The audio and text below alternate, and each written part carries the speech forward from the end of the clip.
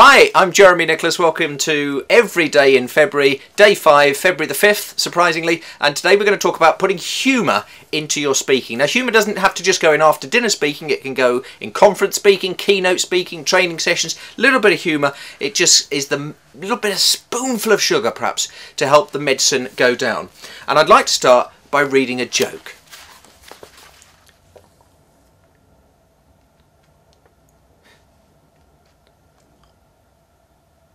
That was very good. I hadn't heard that one. Now, if you were the sort of person that had these collections of joke books in your house, I would be very, very disappointed, because don't get jokes out of joke books. Don't use jokes. Use funny lines, don't use jokes. If I found all these books in your house, I would be very, very disappointed, not least because it would mean that I've been burgled. So what you want is funny lines, not jokes. Don't say, here's one for you, because as soon as you set up the fact you're going to tell a joke, then everyone instantly starts thinking, well, they'll fold their arms and they'll decide whether it's going to be a joke, because the audience can sometimes be quite tough. As soon as you say your mission there is to make them laugh, then you've made it tough for themselves. If you just chuck in funny lines, deadpan, and also that's the thing, you don't have to act funny to be funny. You can just tell funny without being funny. Where people go wrong is they start going and doing all funny things, and he's running around, old style musical type comedy. Just do it in your own natural style. Don't become a clown. Be a wit, yeah, be a wit, but don't be a clown. As soon as you become a clown, you've lost all your credibility, and people will laugh at you. You don't want them laughing at you. You want them laughing with you. This is a good book. It's A Billion Jokes, Volume 1 by Peter Serafinowicz, who I know slightly because I did a show with him on radio in 1994. He wouldn't know me now. But what he does is he'll set up a line, like this. This is a line here. Look. There's a town called Only in America. Only in America? Well, this is a good one. I'm still angry at my parents for not buying me expensive rollerblades. Cheapskates. See what he's done there, he's worked backwards. He's just come up with the line cheapskates, which is a common thing, and he's worked back what would be the absolute epitome of cheapskates: someone who buys inexpensive rollerblades. I like to think outside of the box, especially on a hot day. Funny lines, don't Nick Peters, but just think of your own. Now what I would recommend though is books of quotes. I was saying it in one of the earlier Every Day in February's, don't use quotes from Gandhi and JFK and all those ones that everyone else uses. But I quite enjoyed this book, Great British Wit.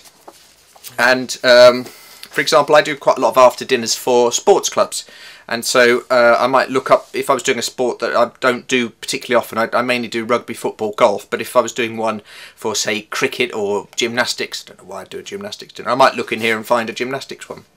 But football's my bread and butter really, and there's a couple that I've marked in here which are from people I've worked with. Tommy Docherty, I used to do a radio show with Tommy every week. Scottish, used to be manager of Manchester United in Scotland. And he says, I promised I'd take Rotherham out of the 2nd division. I did. Into the 3rd division. And Brian Clough.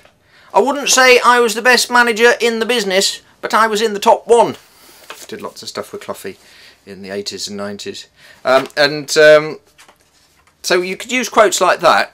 And then here's a funny line from Frank Skinner, which you shouldn't nick, but you can see where the meat of the joke is and then put your own form around it. So Frank Skinner does a lot of funny stuff on telly about football, and he says, and this is to do with Jurgen Klinsmann, the German footballer who had a reputation for diving, for always going down very easily. And Frank says, I was watching Germany and I got up to make a cup of tea. I bumped into the telly and Klinsmann fell over.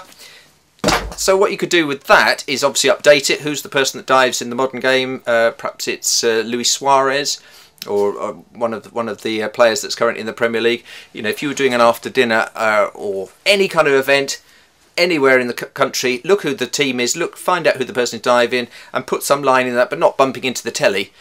It might be something to do with a swimming pool or something like that.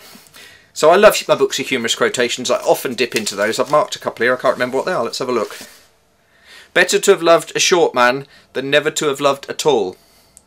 Now that's by David Chambliss, who I've never heard of, but I'm quite a short man, 5'7", so I might use that at some event.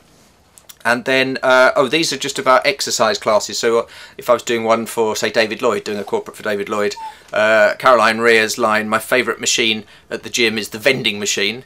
You could adapt that. And Billy Connolly's, I get out of breath playing chess. So Jimmy's getting a little bit restless. You're a big Harry Hill fan, aren't you? You love your Harry... Shall I do your Harry Hill? Shall I? You love Harry Hill, don't you? What did the envelope say to the stamp? Stick with me, baby, and we'll go places. Oh, you love Harry Hill, don't you?